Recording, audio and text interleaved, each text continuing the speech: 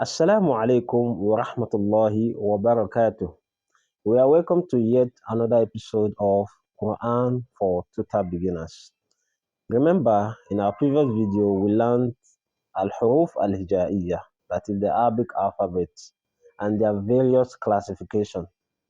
Today, we are going to be learning what we call mawadi' al-huruf, the various pattern or position of the Arabic alphabet. It is important we know that the reason why many of us are unable to read the Arabic text or things written in Arabic, the Quran, for example, is that we are unable to identify the letters present in the words, which is why we are going to be learning the various forms that the Arabic alphabet takes. For example, we have the beginning. The Arabic alphabet appear in a different form when starting a word, and at the middle, when we are having a letter preceding the letter and another after it, it is written differently. And again, when it comes at the end of the word, first set of Arabic alphabet we are going to be taking due to their similarities is Ba, Ta, Tha, Nun, and Ya. We are grouping them together because they have so much similarities. The difference is in the dots. If you look very well, you will see that these letters at the beginning, that is when they happen to be the first alphabet written in the word, have similar pattern. The only difference is in the dots. Ba had one below, Ta two above, Tha three above, Nun one above, and Ya two below. So it takes this pattern, this form. It's not written in full when starting a word. That is when another alphabet is written after it. So the Arabic alphabet, these letters that when they happen to be the first at the beginning of the word, they do not come in full. You write them this way. Next is the middle. When they happen to be at the middle of a word, that is, you are having an alphabet before them and one after, then it is written this way. The end is that when these alphabets happen to be at the end of a word, they are written in full. That of Ta and Ya have multiple patterns of writing them when they happen to be at the end of the word. So Ta, apart from it written like that, it can also be written like this or like this. The difference is that the former is open. We call it Ta al-Maftuha, the open Ta, and then the other two are known as Ta al-Marbuta, the tied Ta, that is the closed Ta or tied, not open. The difference between the two is that one is written attached to the letter or the alphabet before it, and then the other one is written singly. So in the case when you want to use Ta al-Marbuta, the tied or the closed Ta, should be mindful if the letter before it had no problem attaching itself to Ta or not after it. The next is Alif, Dal, Val, Ra, Zai or Zain, and Wow. These set of letters have a similar characteristics. What we mean by that is that this set of letters has no problem attaching itself to a letter before it. But where there is a problem is that they do not attach themselves to letters after it. Any letter coming after this set of letters are written separately. So look at them, we see that they are having similarities. So at the beginning, they are written in this way. And then at the middle, you can see that a letter is coming before them. It attaches itself to the back of these letters. But the letter coming after it, because they are the middle, the letters coming after it are written separately because they cannot attach themselves to these six letters. At the end, It's very easy. It's always easy to identify the Arabic alphabet at the end of the word. This is because they are written in full. The next set of letters we are going to be taking is Jim, Ha, and Kho. These set of letters have similarities. That is, they come in deep pattern. At the beginning, the bottom are taken off. Same at the middle when they happen to be in between two words. Again, at the middle, these letters have two patterns. It is either they are written linearly or that the letter before them are written above and they are below. Same thing happen at the end. They have two patterns, two forms. Either they are written linearly or that they are written below the alphabet before them. The next set of letters are Sin, Shin, Sod, and Mod.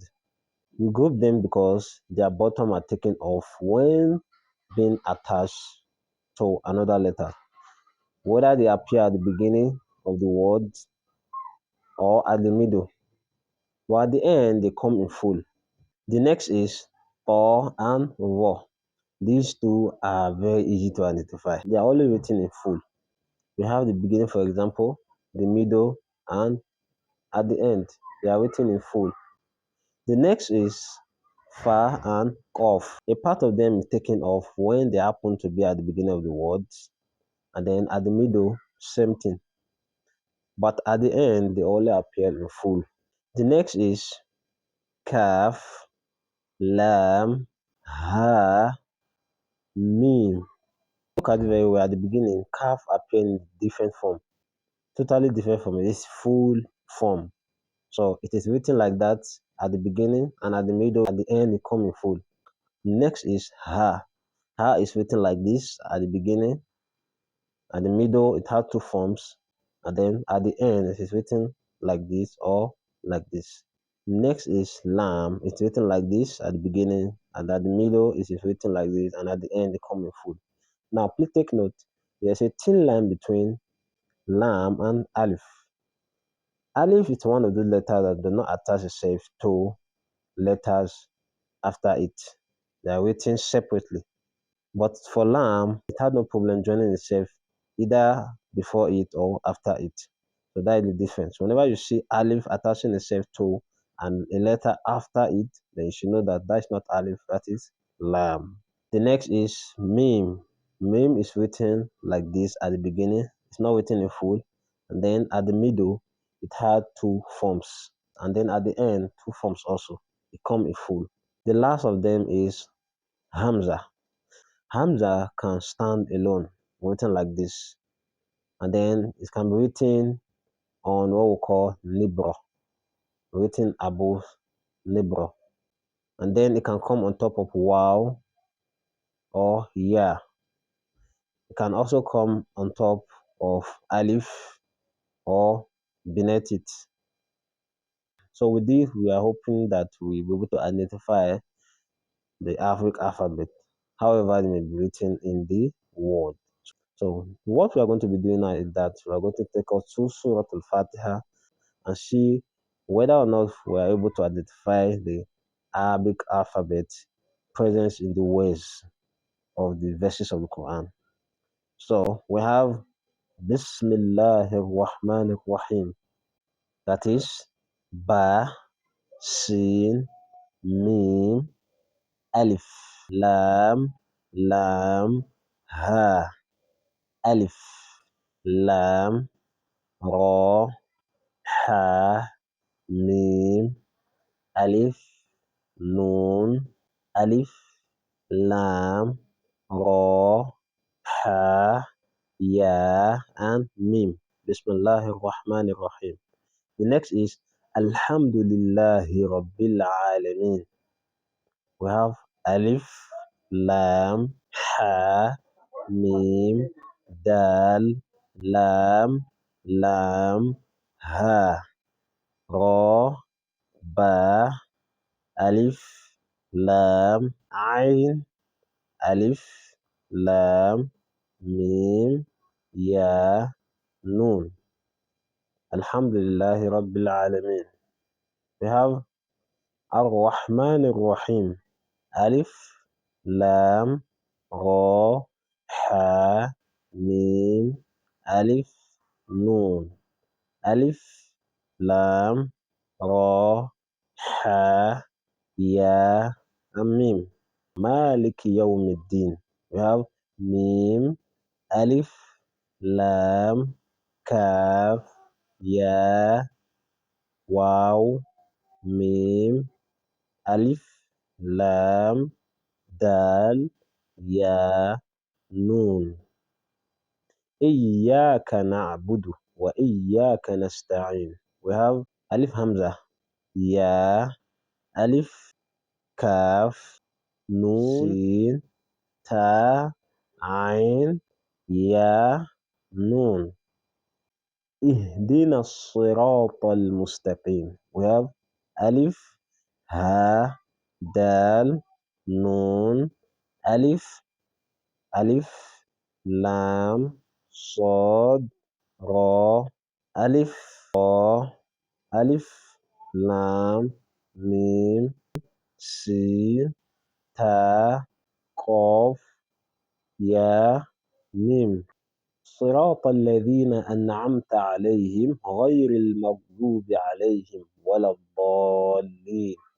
We have صاد را ألف طا ألف لام ذال يا نون ألف همزة نون عين ميم تا عين لام يا ها ميم غين يا را ألف لام ميم غين ضاد واو با عين لام يا ها ميم واو ألف لام ضاد ألف لام يا نون.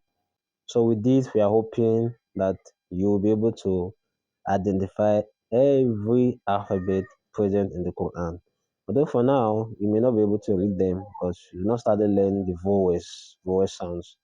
But this will go a long way. Wassalamu alaikum wa rahmatullahi wa barakatuh.